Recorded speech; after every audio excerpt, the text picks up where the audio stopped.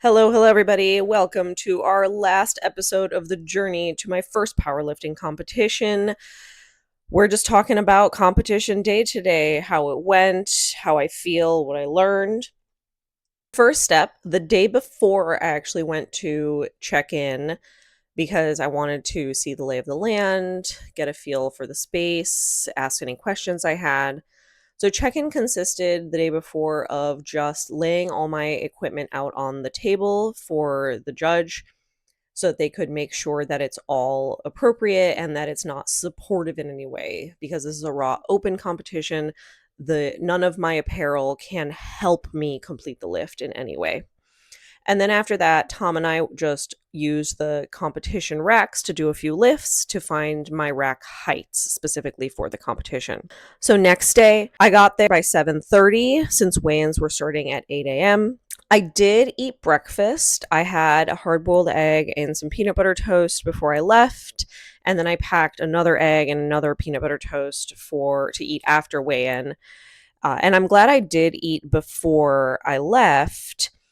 But once I waited in line for weigh-in, I was third in line and I weighed in at 61 kilos, which was a kilogram above the weight class I indicated when I registered. So I hadn't done very much research when I registered. I got mixed up and I accidentally entered. I'm always between 60 to 65 kilos, and I accidentally entered the minimum weight instead of the maximum weight for the weight class.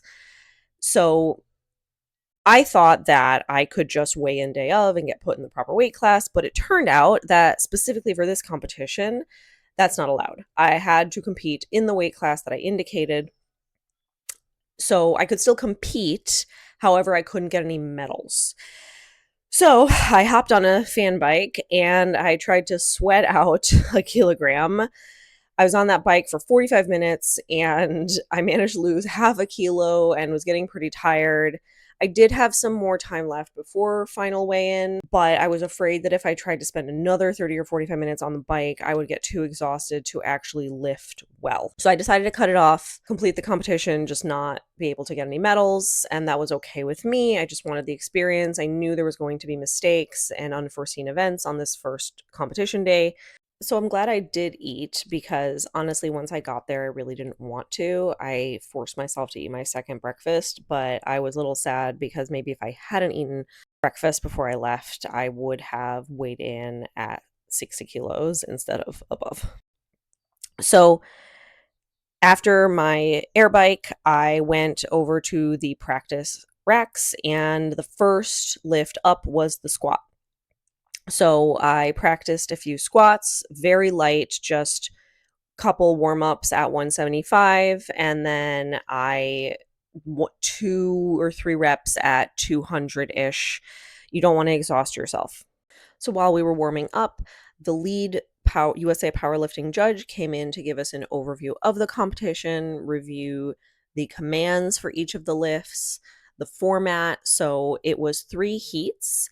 1 women's heat, which was 10 women, and then 2 men's heats, so about 20 men. Each heat would complete all of their 3 attempts in a row. So it would start with the first woman, go through the list, and then would loop back to the top, and everyone would do their second attempt and then third attempt. And then that heat was done, and the other 2 heats would do their 3 attempts.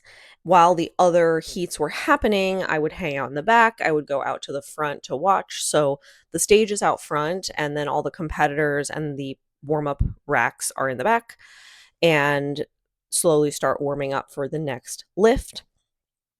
And on the stage, there are 3 judges from USA Powerlifting, a pit crew that was changing the weights, and then some facilitators like the announcer, the person that would take your next weight attempt, and just a lot of support staff for the event. It was extremely well run. I was very impressed.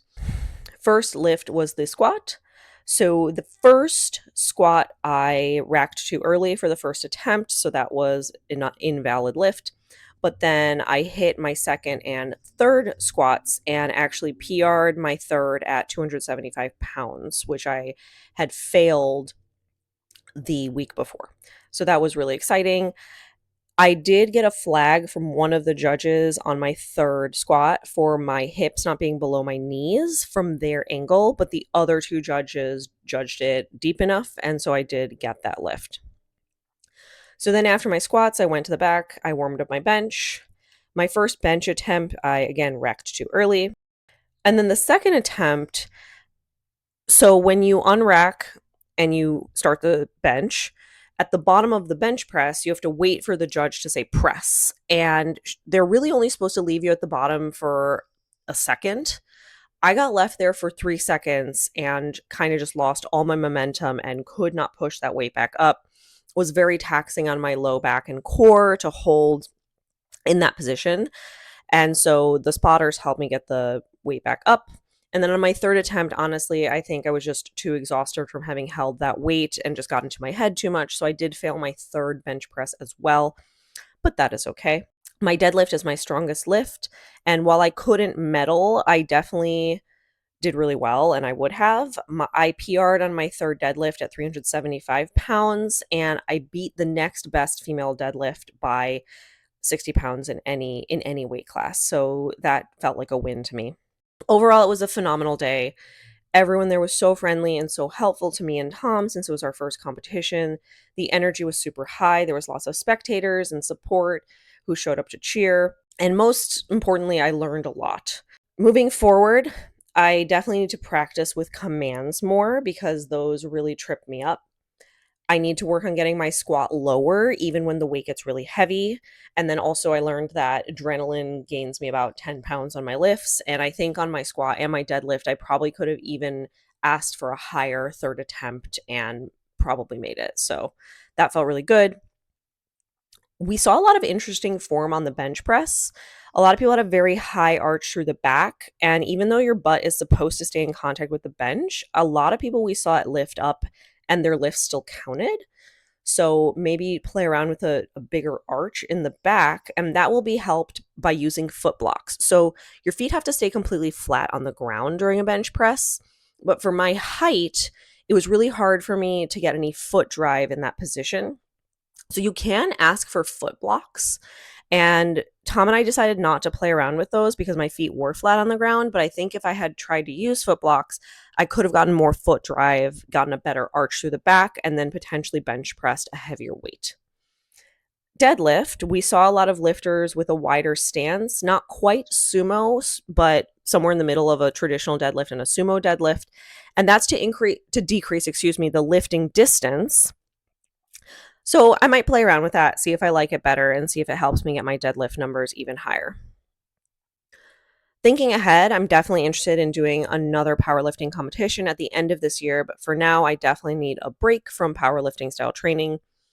Looking at capitalizing on the gains of the last few months, I'm thinking of cutting and showing off my gains for a bodybuilding competition.